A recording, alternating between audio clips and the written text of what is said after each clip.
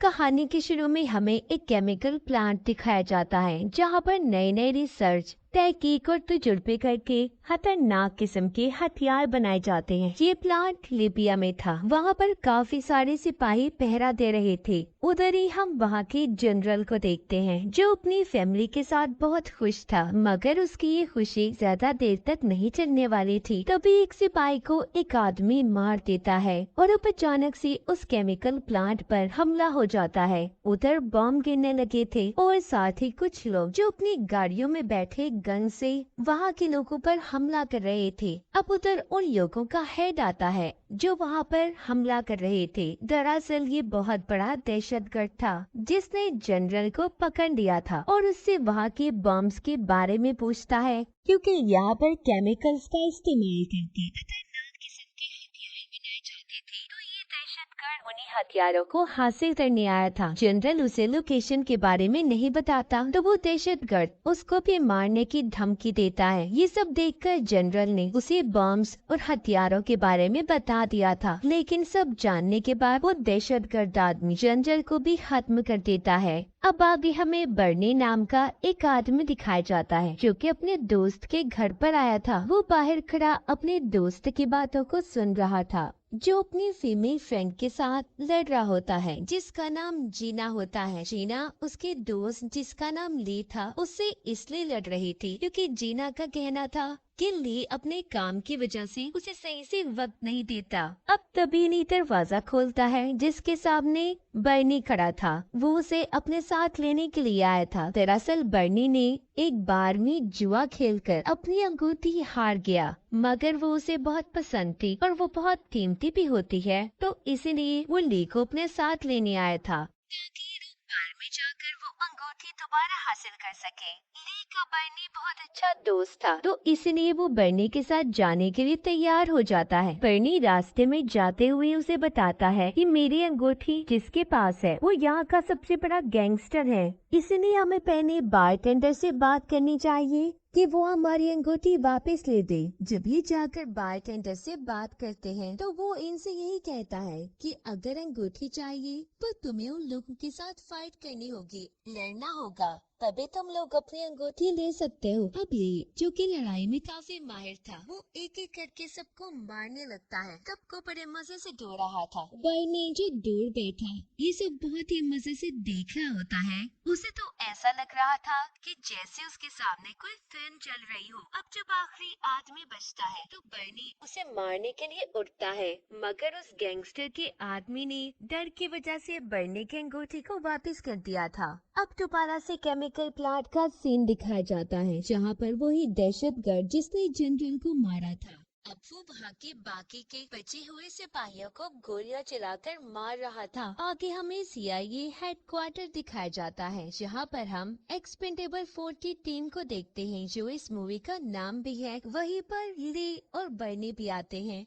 यहाँ पर हमें पता चलता है दरअसल ये दोनों सीआईए की टीम का हिस्सा है जो कि एक्सपेंडेबल के नाम से बहुत ज्यादा फेमस और मशहूर थे। जीना भी सीआईए के साथ मिलकर काम किया करती थी। यहाँ पर ये सब लोग एक नए साथी से मिल रहे होते हैं। ली और बर्नी को यहाँ पर इनका एक साथी बताता है कि हमें एक मिशन मिला है जिसको हमें जल्दी पूरा करना होगा। तभी उनके पास इनका हेड आता है जो बताता है कि आप लोगों का मिशन एक खतरनाक दहशतगर्द को पकड़ने का है, यानी कि वही दहशतगर्द जिसने लीबिया में केमिकल प्लांट पर खतरनाक हमला किया था। हेड इन सबको उसकी तस्वीर दिखाता है और साथ ही उसके बारे में बताता है कि इसका एक और साथी है जो बहुत बड़ा गैंगस्टर है। अब ये सब एक प्लेन में बैठकर लीबिया के लिए निकल जाते हैं। लगभग 3 घंटे के बाद जब ये लीबिया में पहुंचते हैं तो इन पर उस दहशतगर्द की टीम ने हमला कर दिया था। अब जिस वजह से ले कहता है कि हमें चलते प्लेन से उतरना होगा। सारी टीम प्लेन से उतर जाती है, मगर बर्नी अभी भी प्लेन में ही था। वो अपने साथियों को वहाँ पर छोड़कर चला जाता है। उधर दहशतगर्द ने भी बम और न्यूक्लियर हथियारों को चुरा लिया था और चुरा कर जब बिल्डिंग से बाहर निकल रहा होता है तो ली का साथी उसे शूट करने की कोशिश करता है,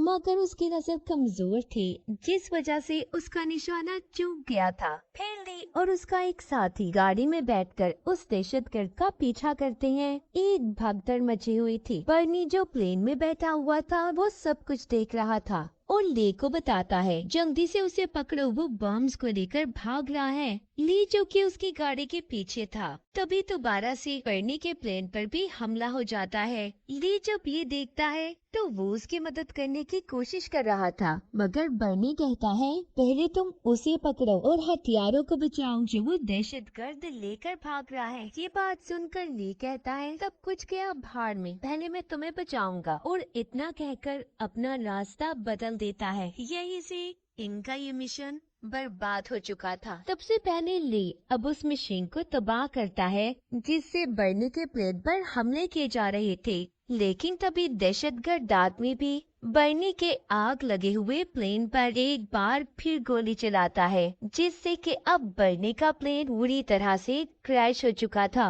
ली पैदल ही भागकर जब उस प्लेन की तरफ जाता है तो उसे पता चलता है कि बर्नी हमेशा हमेशा के लिए सबको छोड़कर जा चुका है, उसकी मौत हो गई थी। अब एक्सपेंडेबल 4 की टीम एक बार में इकट्ठा होकर अपने दोस्त बर्नी के लिए सोप मना रहे थे। तभी वहाँ पर इनका हेड आता है जो कहता है कि ली तुम्हारी वजह से सारा प्लान बर्बाद हो गया, तुम्हारी वजह से ही हमारा ये मिशन खराब हुआ है, इसलिए अब मैं तुम्हें अपनी टीम में नहीं रख सकता, तुम जा सकते हो। ली के बाकी के साथी भी यही कहते हैं कि अगर तुम चाहते तो मिशन पूरा कर सकते थे, तुमने हमारे दोस्त बर्नी की कुर्बानी को भी जाया कर दिया जो उसने इस मिशन के लिए दी थी। ये सब सुनने के बाद अब ली वहाँ से चला जाता है। ये अब एक्सपेंडेबल 4 की टीम का हिस्सा नहीं रहा था, तो इसके पास अब पैसे भी नहीं होते, इसलिए ली नई जॉब को ढूंढने लगता है। वो एक अखबार पढ़ता है जिसमें उसे सोशल मीडिया इन्फ्लुएंसर के गार्ड की जॉब नजर आती है, जो कि बहुत ही बदतमीज किस्म का आदमी था। इसलिए ली पहले ही दिन उस आदमी से लड़कर उसे मारकर अपनी जॉब छोड़ देता है और फिर ये घर आ गया था। घर आने के बाद इसे अपने दोस्त बर्नी की याद आती है। उसकी अंगूठी देखकर सोचता है कि वो उसके कातिलों से जरूर बदला लेगा। तभी उसे अपने घर पर एक फाइल मिलती है। उसकी दोस्त जीना भी उसके घर आती है, जिसको हमने कहानी के शुरू में देखा था। ये भी सीआईए के साथ ही काम किया करती थी, मतलब एक्सपेंडेबल 4 की टीम का हिस्सा थी। वो जीना से पूछता है कि ये किसकी फाइल है। वो कहती है ऑसलॉट की फाइल है। ये उस वक्त की बात है जब इस केस को बर्नी ने हल किया था। ऑसलॉट एक बहुत बड़ा गैंगस्टर था। इस केस के बारे में एक शर्त थी कि जब तक कोई भी एक भी इंसान इस केस से जुड़ा रहेगा और वो जिंदा होगा, इस केस को कोई भी नहीं खोल सकता।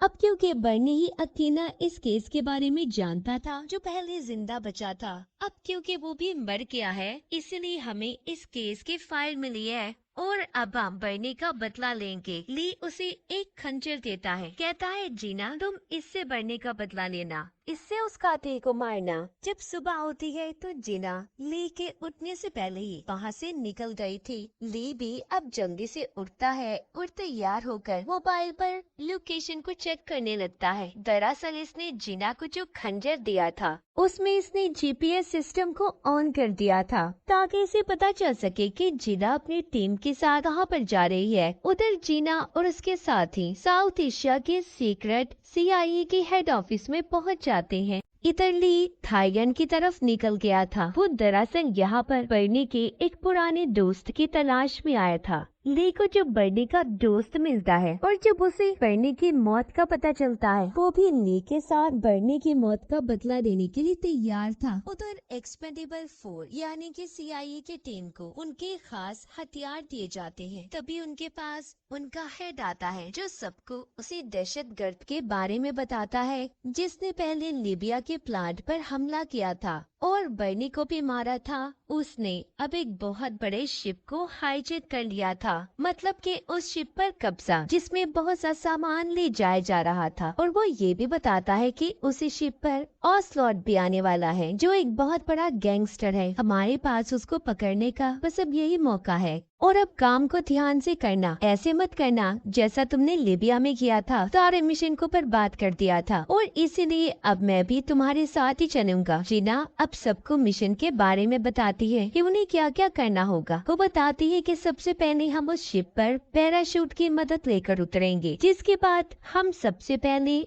ऑस्लॉट को मारेंगे और फिर उस दहशतगर्द को, जिसके बाद हम उन न्यूक्लियर हथियारों को हासिल कर लेंगे जो हथियार लीबिया के प्लांट से चुराए गए थे, और फिर ये हमारा मिशन पूरा हो जाएगा। उधर ली बर्नी के दोस्त से बात करता है जो इसको मिला था। वो उससे पूछता है कि तुम तो बर्नी के इतने अच्छे दोस्त थे ना, तो तुमने उसे क्यों छोड़ दिया, उसे छोड़कर क्यों चले गए थे। वो बताता है कि मैंने अपनी जिंदगी में बहुत से लोगों को मारा और मुझे उन्हें मारकर खुशी महसूस होने लगी थी, इसलिए खुद को रोकना बहुत जरूरी था। मैं सब कुछ छोड़कर यहाँ दूर आ गया ताकि मैं खुद को बदल सकूं। अब शिप पर दिखाया जाता है एक्सपेंडेबल 4 की टीम भी शिप पर पहुंच गई थी, मगर उस शिप में पहले से दहशतगर्द की आर्मी जमा थी जो इन सबको चारों तरफ से घेर लेते हैं और इनके हथियार छीनकर उन्हें एक जगह पर शिप में ही बंद कर दिया था। जिसके बाद ये सभी एक दूसरे पर इल्जाम लगाने लगते हैं कि यहाँ पर कौन किसकी गलती की वजह से फंसा। तभी उधर दहशतगर्द के आदमी आते हैं और इनसे पूछते हैं कि तुम लोगों का लीडर कौन है। ये सुनकर उनका लीडर कहता है कि मैं हूँ हेड। तो वो अब CIA के हेड को पकड़कर अपने साथ ले जाते हैं। इतनी देर में ली और बर्नी का दोस्त भी शिप के पास पहुँच गए थे। बर्नी का दोस्त ली को शिप पर छोड़कर कहता है हमारा साथ ही तक था, और अब अगर मेरे अंदर का जानवर जाग गया, मैंने दोबारा से लोगों को मारना शुरू कर दिया और कोई नहीं बचेगा मुझसे, तो इसीलिए तुम जाओ और जाकर बर्नी का बदला लो। ली ये सुनकर कहता है कि कोई बात नहीं, इन सब के लिए मैं अकेला ही काफी हूँ। अब वो शिप के ऊपर पहुँच जाता है जहाँ पर उसे कोई भी नजर नहीं आता। वो सोचता है कि इधर तो खून खराबा होना चाहिए था, पर इतनी शांति कैसे। अब जब ये शिप के अंदर जाता है तो वहाँ पीछे से एक आदमी ने इस पर गन कर ली थी और कहता है कि ऐसे ही खड़े रहो, पीछे मुड़कर मत देखना। नी उसे कहता है पीछे मुड़कर ना देखूं या ऐसे ही खड़ा रहो, और इसी तरह वो आदमी को अपनी बातों में उलझाकर वहाँ से उसे मारकर चला जाता है। अब आगे हमें दहशतगर्द दिखाया जाता है जो कि CIA के हेड को पकड़कर गवर्नमेंट से लाइव बात करता है कि वो उसके साथी को छोड़ दें जो कि उसकी तरह ही एक बहुत बड़ा दहशतगर्द था, वरना वो CIA की टीम को खत्म कर देगा। उधर ली भी खंजर की लोकेशन देखकर आगे बढ़ रहा था जो कि उसने जिना को दिया था। शिप में दहशतगर्द के साथियों को मारकर वो आगे बढ़ता है और एक्सपेंडेबल 4 के सामान तक पहुंच जाता है, मतलब कि अपने साथियों तक। वहाँ से उसने सामान से एक कुल्हाड़ी को भी लेकर अपने पास रख लिया था जो कि उसके साथी की थी। उधर दहशतगर्द जो अपने आदमियों से राब्ता करने की कोशिश कर रहा था, मगर कोई भी उसकी बात का जवाब नहीं देता। तभी वॉकी टॉकी से ली उससे बात करता है और कहता है तुम्हारे सारे आदमी लंबी नींद सो चुके हैं। दहशतगर्द जब ली की आवाज को सुनता है कहता है ओ अच्छा तो तुम हो, चलो अच्छा हुआ तुम भी यहाँ पर आ गए, तुम्हें भी मैं तुम्हारे दोस्त के पास जल्दी पहुँचा दूंगा, यानी के ऊपर। इसके बाद दहशतगर्द अपनी आर्मी को ली को मारने भेज देता है, मगर वो ली के बारे में नहीं जानते थे कि वो कितना ताकतवर और खतरनाक इंसान था। ली एक एक करके सबको मार के आगे बढ़ रहा था और एक तबाही मचा देता है। उधर ही अब बर्नी का दोस्त भी आ जाता है जो ली को यहाँ पर छोड़ कर गया था। उसके हाथ में खतरनाक हथियार थे जिससे वो एक एक आदमी को मार रहा था।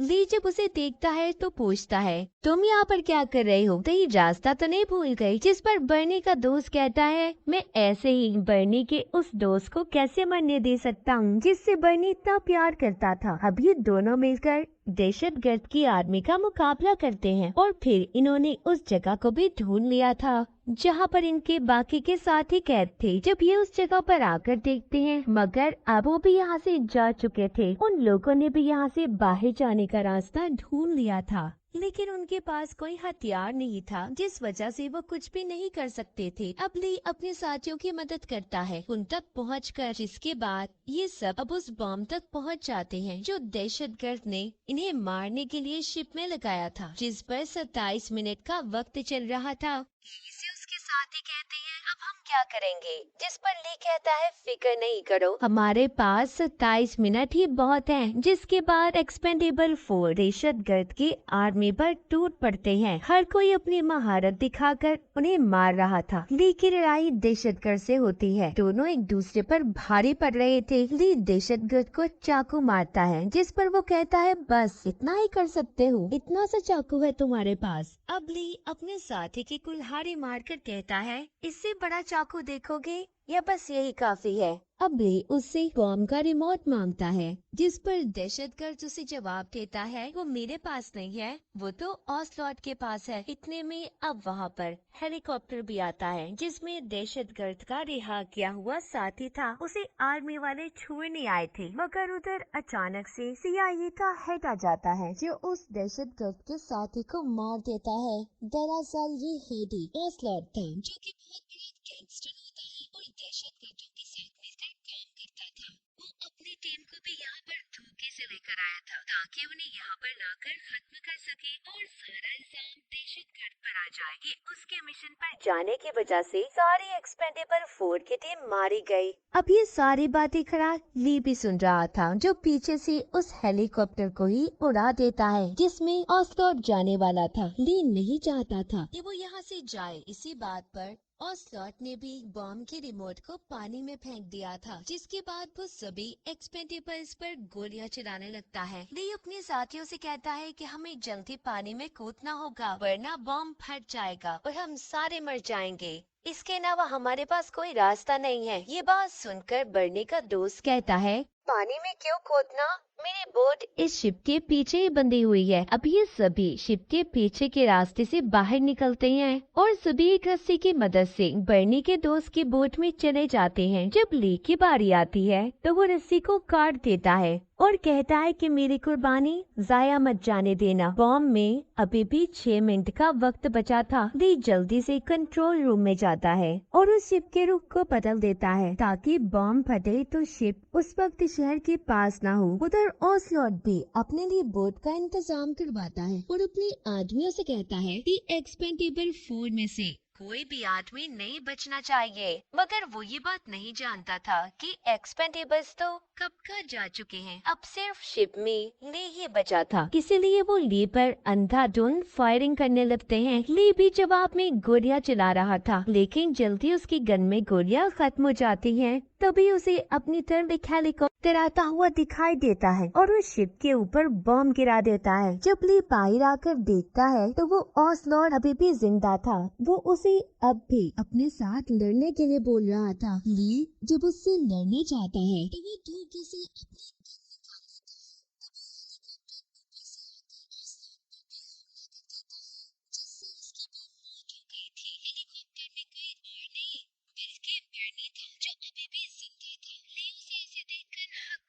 रह जाता है। अब वो उसके साथ हेलीकॉप्टर में बैठकर वहाँ से चला गया था। जब ये थोड़ा सा दूर आते हैं तो एकदम से शिप में भी ब्लास्ट हो जाता है। हेलीकॉप्टर में ली बर्नी से पूछता है कि तुम जिंदा कैसे बचे, मैंने खुद तुम्हारी लाश को देखा। बर्नी कहता है 25 साल पहले मैं एक मिशन पर था जिसमें मेरे 8 साथी मारे गए थे। बस उसकी फाइल तभी निकल सकती थी जब मैं मरता, तो इसलिए मैंने ये सब नाटक किया। अगर मैं ये सब नाटक ना करता तो हमें कभी भी ऑसलॉट के बारे में ना पता चलता, तो मैं बस उसे मारना चाहता था। ली पूछता है कि हेलीकॉप्टर तुम्हें कहाँ से मिला। वो कहता है मेरी दोस्त पुराने लिंक्स कभी न कभी तो काम आते ही है ना। अब खैर सभी एक्सपेंडेबल्स मिलकर अपने मिशन को पूरा करने और बर्नी के जिंदा होने की खुशी में एक बार में जमा थे। ली बर्नी से पूछता है तो उस प्लेन में किसकी लाश थी जिसमें तुम बैठे थे। वो बताता है कि वो आदमी तुम्हें याद है जिसने तुम्हारी अंगूठी चुराई थी। इस बात पर ये दोनों इसी तरह हंसने लगते हैं और इसी के साथ हमारी इस फिल्म की कहानी भी यहीं पर खत्म हो जाती है।